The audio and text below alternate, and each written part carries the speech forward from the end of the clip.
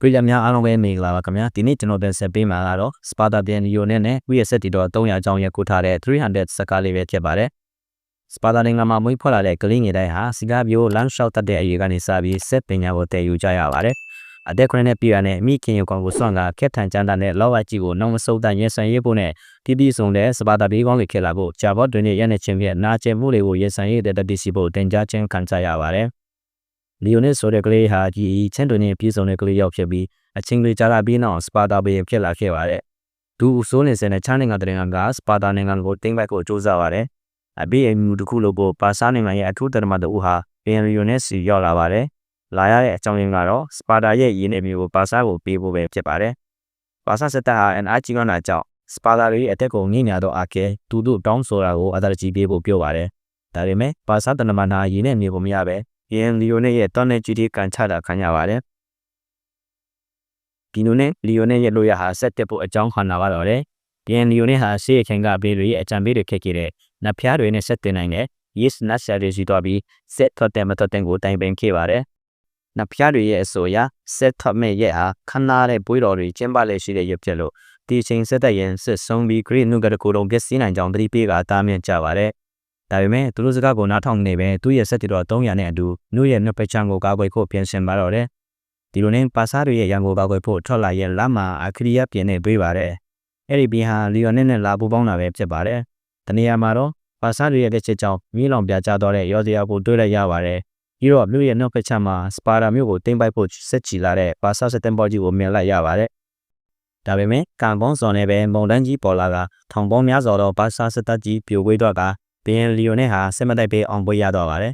ဘင်းကြီးရဲ့နောက်ကိုတကောက်လိုက်နေတဲ့ FED ဆိုတဲ့ခန်းကုန်းကုန်းနဲ့တယောက်ဟာဘင်းကြီးနဲ့ဆက်တိုက်ဖို့ခွန်တောင်းပေမဲ့သူ့ရဲ့ခန္ဓာကိုယ်ဖွေးစီးပုံကြောင့်ဘင်းကြီးဟာသူ့ကိုခွန်မတူခဲ့လို့ဘင်းကြီးကိုစိန်နာတော့ပါတယ်အဲဒီနောက်မှာပဲဘာဆန်စတက်ကြီးဟာစပါတာတွေရဲ့နေကိုတင်းကိုဝန်လာကြပါတော့တယ်ဘာဆန်စတက်ကြီးဟာစပါတာတွေကိုလက်နဲ့ချဖို့အော်ပြိုးနေချိန်တောင်ကြားထိကနေမြှသစင်းပြန်လာကခေါင်းဆောင်ရဲ့ဝမ်းကိုထိမှန်ပြီးတိုက်ပွေစပါတော့တယ်ဘရီယေကျွားတဲ့ဘင်းလီယိုနဲ့ရဲ့စက်တက်ရှိထောင်ပေါင်းများစွာသောဘာဆန်စတက်ကြီးလည်းပြိုကွေးရပါတော့တယ်စပါတာစက်တက်ကြီးအောင်ပွဲခန့်နေစင်မှာပဲအခြားတစ်ဖက်မှာပါဆန်စတီတော်တွေပြက်လိုက်တဲ့မြားတွေဟာနေအောင်ပူတော်ပွေလောက်အောင်များပြားခပြီးအဲ့ဒီမြားတွေဟာစပါတာစက်တီတွေကိုကြောက်လာပါတော့တယ်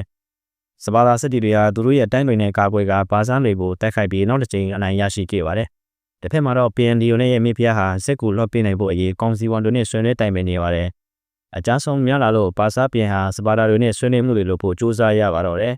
ဒါပေမဲ့ပါစာပြန်ဇက်ဟာဂရိတ်မြို့ကတကူလုံးကိုတုပ်ကိုပေးက PN Leones ကိုစက်တင်အပတိချုပ်ရတူပေးပြီးတူလက်အောင်မှနေဖို့ပြောတော့ PN Leon နဲ့လက်မခံလို့ဆွေးနွေးမှုလည်းမအောင်နေခဲ့ပါဘူး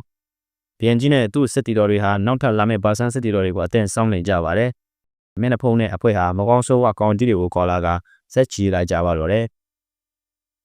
ဒီလိုချိန်မှာတော့စပါတာဖက်မှာအကြဆုံးများခဲ့ပေမဲ့ထပ်ပြီးအနိုင်ရခဲ့တာကြောင့်သူ့ကိုယ်သူနှက်ဖျက်လို့ထန်တဲ့ PN ဇက်ဟာကြောင်းလာပါတော့တယ်ဒီချိန်မှာပဲပြန်လီယိုနဲ့ထိုင်ရင်းပေခံရတဲ့ခါကုန်းကုန်းကောင်ဟာပြန်ဇက်စီခါစားဖို့ပူရောက်လာပါတော့တယ်ဒီချိန်မှာစက်တီတော်တွေရောက်လာပြီးတက်ဇက်ပေါ်ခါကုန်းကုန်းကောင်ဟာပါဆန်တွေနဲ့ပေါင်းကဆက်ချီလိုက်ပြီးတဲ့ကြောင်းပြောပါတယ်တစ်ဆော့ဟာဒီအချိန်တော့မနိုင်ကြောင်ပြောကနောက်ဆုတ်ကိုပြောပေမဲ့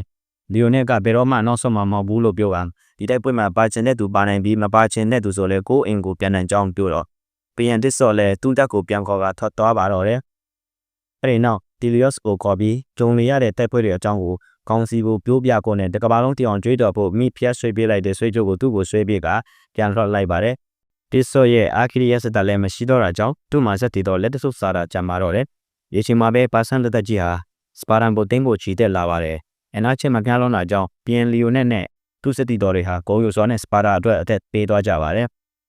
်အဒလာမှာမိဖျက်ကြီးကစောင်းနေခဲ့ပေမဲ့ဒေလီယော့ယူဆောင်လာတဲ့ပစ္စည်းကြောင့်အမှန်တရားကိုတီးတော့ကဖားခင်မရှိတော့တဲ့တားလေးကိုဆွေးကြိုးလေးဆွေးပေးလိုက်ပြီးမိဖျက်ကြီးလေးကိုကျွေးနေရပါတော့တယ်ဒီလိုနဲ့အန်အာတောင်းလောက်ရှိတဲ့စပါတာတွေကိုတေလီယော့ပူဆောင်ကပါဆန်တွေကိုခုခံတိုက်ခိုက်ဖို့ဆက်ချီရင်ဇလန်လဲပြီးဆုံးသွားပါတယ်ခင်ဗျာအဆုံးထိလိုက်ပါကြည့်ရှုပေးလို့အားလုံးကိုကျေးဇူးတင်ပါတယ်ခင်ဗျာ